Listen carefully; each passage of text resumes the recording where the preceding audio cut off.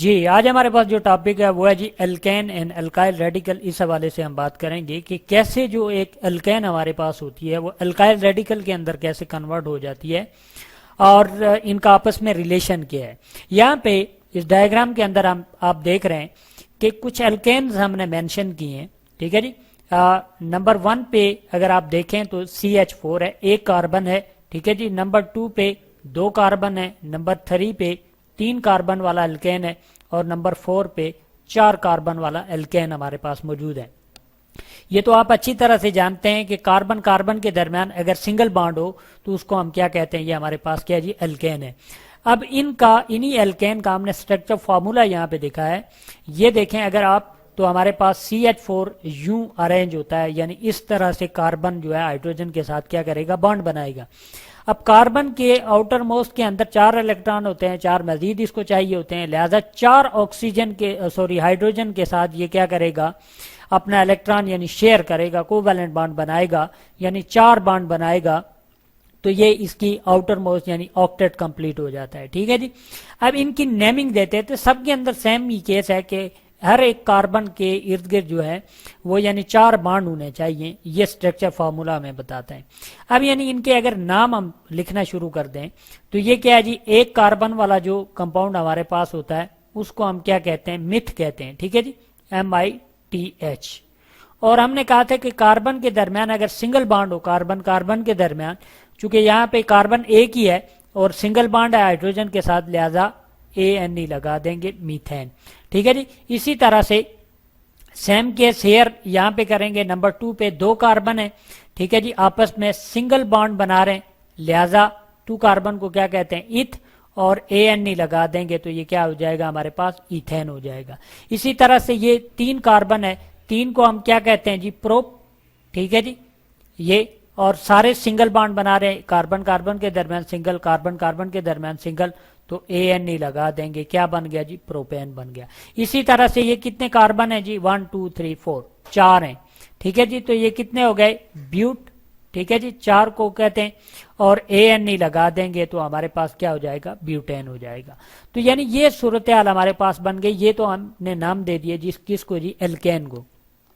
अब इन्हीं से फॉर्मेशन होती है अल्काइल रेडिकल्स की। वो कैसे होती है जी, बड़ा ही सिंपल मेथड है कि एक एक हाइड्रोजन अगर इनके अंदर से आप निकाल देंगे, ठीक है जी, लेट सपोज ये वाला हाइड्रोजन है तो इसको हम यहां से क्या कर देते हैं जी, रिमूव कर देते हैं, निकाल देते हैं, तो हमारे पास पीछे जो चीज बच जाएगी वो हमारे पास क्या बच जाएगा जी, अल्काइल रेडिकल बचेगा, ठीक है जी।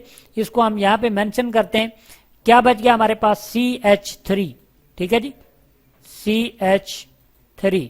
अब ये जो चीज हमारे पास बन गई है CH3, इसके अंदर डेफिशिएंसी है एक किसकी जी, इलेक्ट्रॉन, 2 इलेक्ट्रॉन की, या फिर हम कह सकते हैं जी कि एक पूरे बॉन्ड की डेफिशिएंसी है, ठीक है जी। तो ये जो हमारे पास CH3 मौजूद है, यानी 3 ही बॉन्ड बना रहे ये जो कार्बन है हमारे पास, सॉरी, और एक ये ऊपर इसके रेडिकल मौजूद है, यानी एक इलेक्ट्रॉन यहाँ पे मौजूद है, यानी एक इलेक्ट्रॉन इसको मजीद चाहिए ताकि आउटर मोस्ट क्या करे जी, कंप्लीट करे। तो यहाँ पे ये पूरा बॉन्ड जो है इसको रिक्वायर है, यानी एक और इलेक्ट्रॉन अगर इसको मिल जाए तो ये अपना CH4 पूरा कर जाएगा। तो ये मीथेन था हमारे पास, लिहाजा ये किसके अंदर कन्वर्ट हो गया, मिथी लिखेंगे, और चूंकि एक हाइड्रोजन हमने निकाल दिया तो YL हो जाएगा, मिथाइल रेडिकल, और इसको इस फॉर्म के अंदर हम लिखेंगे CH3, ऊपर हम डालेंगे इसको डॉट डालेंगे, यानी एक इलेक्ट्रॉन इसके पास अवेलेबल है, ये किसी के साथ भी बॉन्ड बना सकता है, यानी ज्यादा रिएक्टिव होगा एज कंपेयर टू मीथेन के, ठीक है, मिथाइल रेडिकल ज्यादा रिएक्टिव होगा मीथेन के मुकाबले में। इसी तरह नंबर 2 पे इथेन है, ठीक है जी, सेम केस इसके साथ भी करेंगे जी। क्या काम करेंगे, एक हाइड्रोजन को हम यहां से क्या कर देते हैं, रिमूव कर देते हैं, ठीक है जी, यानी हाइड्रोजन अपना इलेक्ट्रॉन लेके यहां से आउट हो जाएगा, और ये क्या बन जाएगा हमारे पास, इसको हम थोड़ा ब्लैक कलर से शो करते हैं, ठीक है जी, C2, कार्बन तो 2 ही है, और हाइड्रोजन की तादाद कितनी हो जाएगी, 5 हो जाएगी, और इसके ऊपर भी हम ये एक इलेक्ट्रॉन शो करेंगे, ठीक है जी। इसका मतलब ये हुआ कि यहाँ पे जो शेयर था हाइड्रोजन और कार्बन के दरमियान, वो फिर कार्बन के पास चला गया, ठीक है जी। तो ये रेडिकल को शो करने का तरीका है। तो ये हमारे पास क्या बन जाएगी, ठीक है जी, इसको 2 कार्बन है तो इथ लिखेंगे, ठीक है जी, और YL लगा देंगे तो हमारे पास क्या बन जाएगा, इथाइल रेडिकल बन जाएगा। ठीक हो गया जी। तो ये इथाइल रेडिकल हो गया, ये मिथाइल रेडिकल हो गया। सेम केस बाकियों के साथ भी करेंगे। प्रोपेन है, ठीक है जी, इसका भी एक हाइड्रोजन क्या करेंगे, यहां से रिमूव कर देंगे। तो हमारे पास कितने हैं जी, 3 कार्बन है और 8 के बजाय हमारे पास कितने बच जाएंगे, 4 बच जाएंगे, सॉरी 8 के बजाय 7 बचेंगे। तो ये हमारे पास क्या हो गया, C3H हमारे पास कितना हो गया जी, 7 हो गया। ठीक हो गया जी। और इसके ऊपर भी ये डॉट हम लगा देंगे, ये शो करता है कि ये ज्यादा रिएक्टिव है एज कंपेयर टू। तो ये क्या हो गया, प्रोप लिखेंगे जी 3 को और YL लगा देंगे तो ये प्रोपाइल रेडिकल हो गया। इसी तरह से ब्यूटेन की अगर मैं बात करूं तो इसके अंदर भी सेम केस होगा कि एक हाइड्रोजन को निकाल देंगे हम यहां से, और एक इलेक्ट्रॉन जो इनके दरमियान शेयर है वो कार्बन के पास चला जाएगा, एक अपना हाइड्रोजन अपना लेके निकल जाएगा। तो ये हमारे पास क्या बन जाएगा, C तो 4 ही रहेगा, लेकिन हाइड्रोजन की तादाद 10 के बजाय क्या हो गई, 9 हो गई। और इसके ऊपर कौन सा डॉट आ गया, यानी एक इलेक्ट्रॉन इसके ऊपर आ गया। अब ये ज्यादा रिएक्टिव है और ये बन क्या गया हमारे पास, ब्यूट कहते हैं 4 को, और YL लगा देंगे तो ब्यूटाइल बन जाएगा। ये मिथाइल, इथाइल, प्रोपाइल और ब्यूटाइल ये सारे के सारे क्या हमारे पास रेडिकल्स हैं। ठीक है जी।